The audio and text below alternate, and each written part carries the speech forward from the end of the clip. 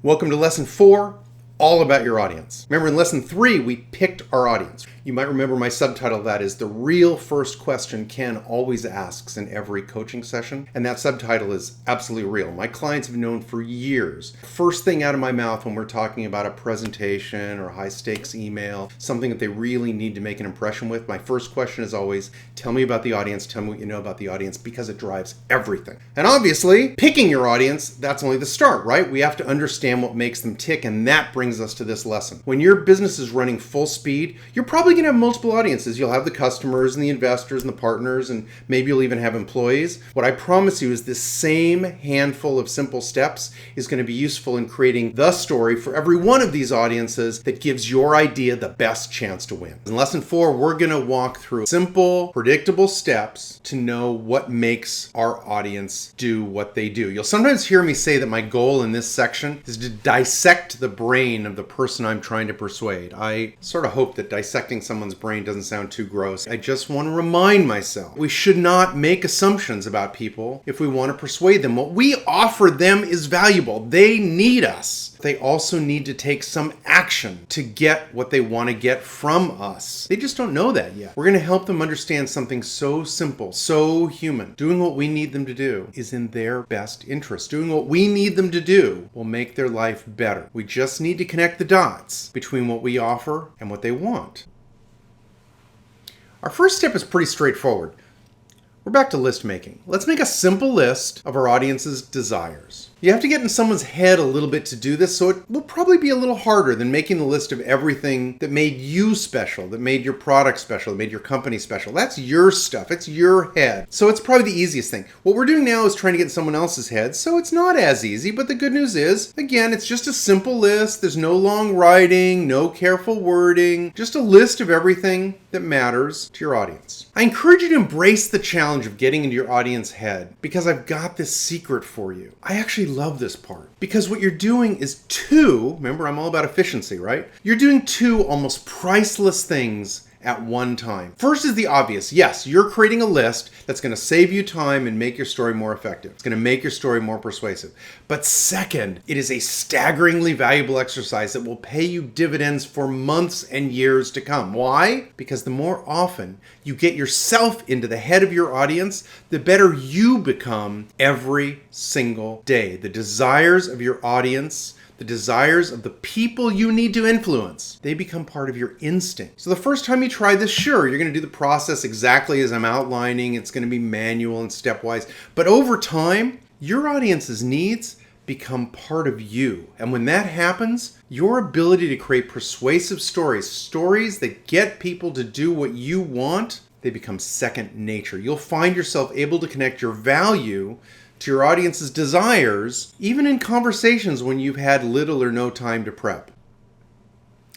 If that sounds a little far-fetched, why don't you just think about conversations you've had with your spouse or your coworker, maybe even your child. Something we've all heard, and I bet most of us have said, is a sentence that starts with, I know you're going to hate this, but. I know you're going to hate this, but. It means a person, you, saying the sentence, simultaneously know what you want to say, what you need to say, but you also know that the person who's listening, you know that person well enough to realize that person, that audience, is going to resist the next thing that comes out of your mouth. I know you're going to hate this, but. You've heard that, right? You've probably said it, right? All I'm saying is this. It isn't new for you. We think about what audiences care about all the time. Today, we're just learning to do it in a way that's conscious, that's part of a battle-tested approach that is pretty much guaranteed to make you more persuasive and improve your results. So let's get to it. We're going to do this together with a few different kinds of examples, all right? Let's start with what your audience would tell you that they care about, all right? And let's get the easy ones out of the way first. People almost always want to spend less money. That's easy. They almost always want higher quality. They almost always want faster delivery, okay? Those are the easy ones. Get those out of the way fast, right? Just put them on your list, you're done. Then think about all those discussions that you've had with your audience over time. What else did they say? Support, the need for support, that's kind of a classic. People often want to talk to or chat with someone to get help. Other examples could include ease of learning or maybe ease of daily use, efficiency of daily use. Back from my Apple days, we've always distinguished between ease of learning when something is new and ease of use is when something is efficient to use on a daily basis. Or maybe you're thinking about product safety, you're thinking of data safety, always about features and bells and whistles. These are all the things that might come up when you're talking to someone. Now, you gotta understand, this is a classic case of garbage in, garbage out. You've heard the phrase, right? Garbage in, garbage out. So don't just guess. If you've been in conversations with your audience, or better yet, if you've ever been in the role of the audience, you know this stuff. But if you don't know, just ask. We have some proven approaches on how and when to ask people that we can talk about at another time if we work together. But for now, just be honest with yourself. Add things to the list, and if you find yourself unsure, talk to a few people. Listen hard. Be open to learning what they need. If those people are truly in the same audience, that is, remember, how do we know if two people are in the same audience? If they're in the same audience, they have the same problem, and they talk about that problem in a similar way, you're going to see those commonalities. Write them down. And if the desires seem confusing or even contradictory sometimes, you can bet there's something going on they aren't saying. When that happens, the next set of desires that we're going to talk about is even more important than usual.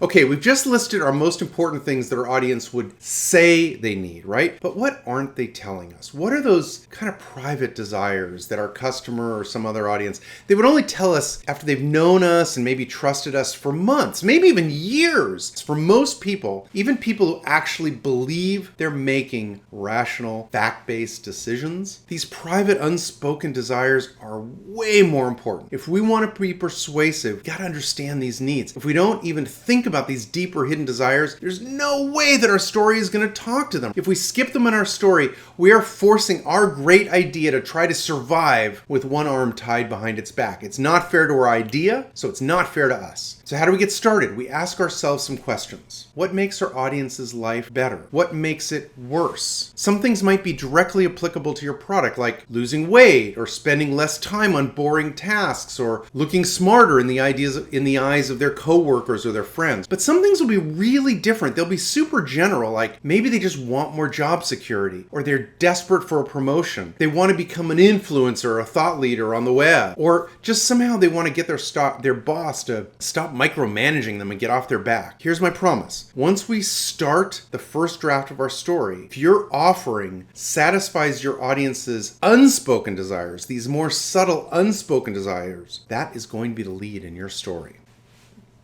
To help, I'll give you some examples. For the first example, let's pretend you created an iPhone app that helps parents keep track of their child's belongings. So the parent uses it, keep track of their child's belongings. My wife has talked about making this app for years. Parents of the audience for that app, the app that keeps track of their kids' stuff, if parents of the audience, their open, spoken priorities are almost surely going to include things like this. They don't want to waste time buying items twice. They might want to save time on this trivial task of kind of stuff management. And it might be that the app can share information on the location of the kid's jacket or the backpack with the entire family. That's the kind of stuff they might tell you. Their unspoken priorities might get way more interesting, way more emotional.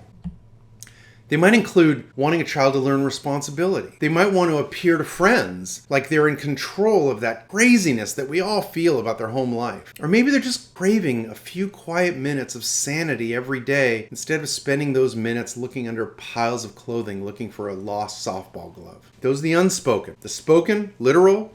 The unspoken, the things that end up getting more emotional. Try this again with another example. Let's say you're trying to get a new customer to consider your personalized travel service. So the potential customer is your audience again. The spoken priorities for your customer are sure to include things like they want to save money, they want to stay at better properties. They might also say they want to try local restaurants. They might talk about new experience that they wouldn't be able to find on their own. These are specific things they would say to you, right? Then we start talking about the more general unspoken desires. That's when they take over. These are things they won't mention when you meet them, but if you ask, if you get in their heads, you can learn the things that are going to help them pick your travel service over another one. The unspoken desires could include things like raising their social profile by sharing highlights of the trip. They might be afraid to admit that seeing more isn't the goal. They really might be afraid to say they want a slower pace so they don't return home just exhausted because they now feel like they need a vacation from their vacation. Or maybe they've been burned in the past by bad deals or bad companies, and what they just really want is rock solid confidence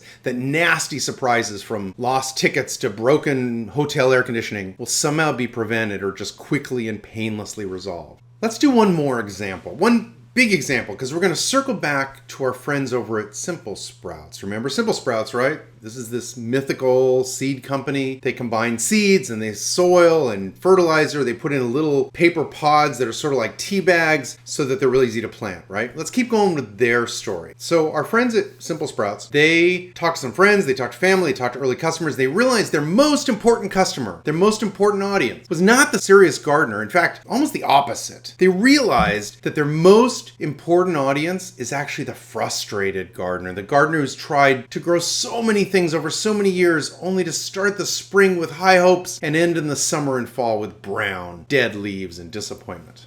They asked some of these frustrated gardeners, "What do you want?"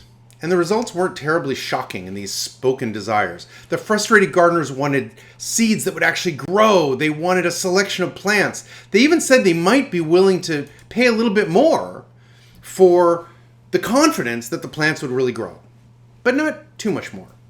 Each of these was an important desire.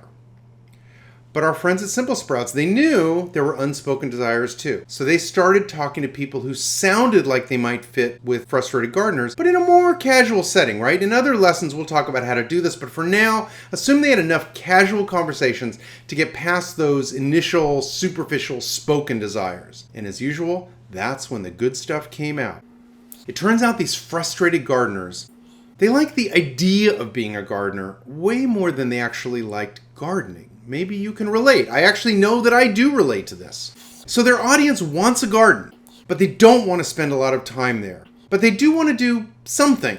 And when they've tried this in the past, it hasn't worked very well. They think about gardening as connecting their children with nature. That's kind of different and new. They want to connect their children with how things grow. They love the idea of eating things that they grew at home so their kids learn that not all food comes from a grocery store wrapped in plastic. And this was a big one. When friends come over for barbecue, they really like showing off the garden. And in a fascinating twist, they loved having something, anything from the garden in the meal that they made for their friends. They only had this little spot of dirt. It's not like they want to grow a lot of food, right? The burger was certainly coming from the grocery store, and so was the potato salad. But just throwing on a few homegrown tomatoes or maybe a couple leaves of basil onto a salad, it just made the whole barbecue feel sort of homegrown. So they told our friends at Simple Sprouts that tiny homegrown addition just changed everything. It was a conversation starter, and it just made them feel better as homeowners, like more adult. As the conversation got deeper,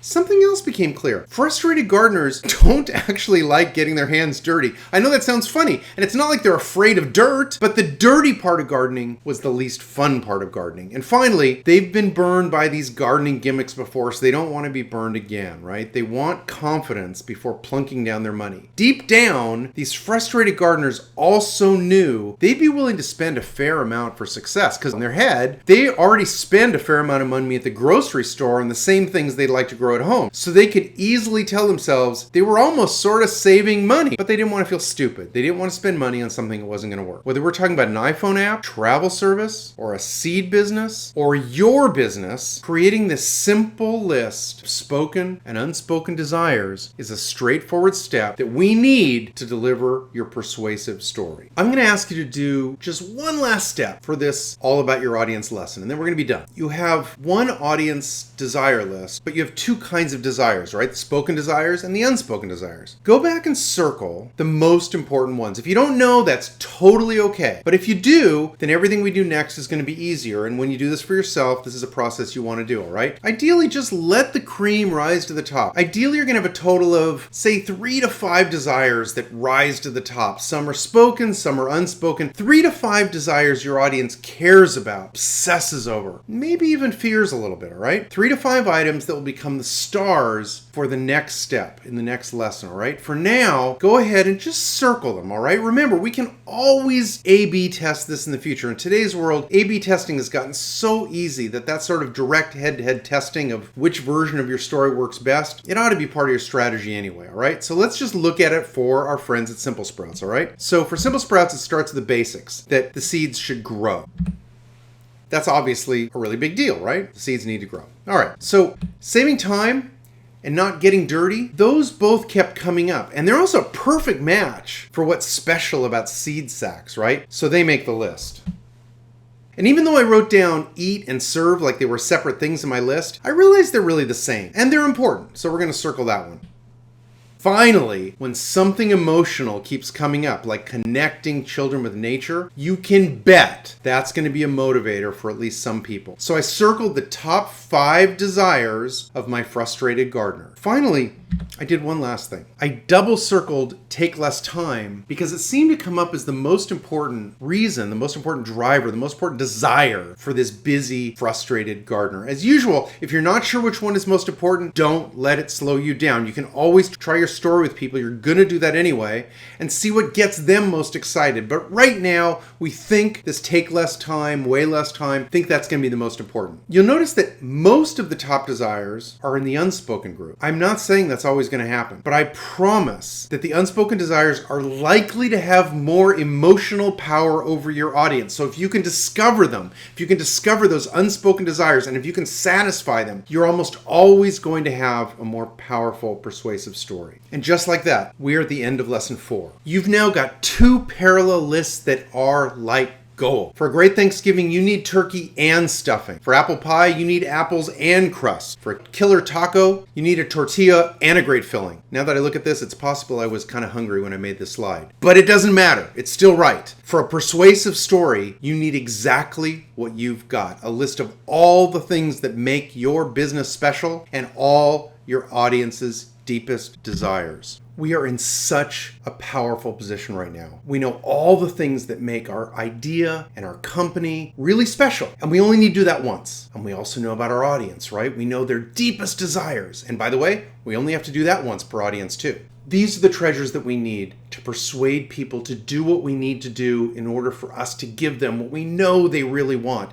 This is what we need to improve our company and our reputation and the quality of our life. Having this treasure brings us to the end of this lesson. I hope you're excited to have everything you need in order to build your persuasive story. In the next lesson, we're going to do exactly that. We're going to connect the audience needs, the audience desires, to all the things that make us special, because that's going to inherently create a tailored story that's going to get them to do what we want and to get them to realize that your ideas are powerful and your ideas should win. We're on a roll. So let's keep going. Come on over to the next lesson. I'm already there. I'm looking forward to seeing you.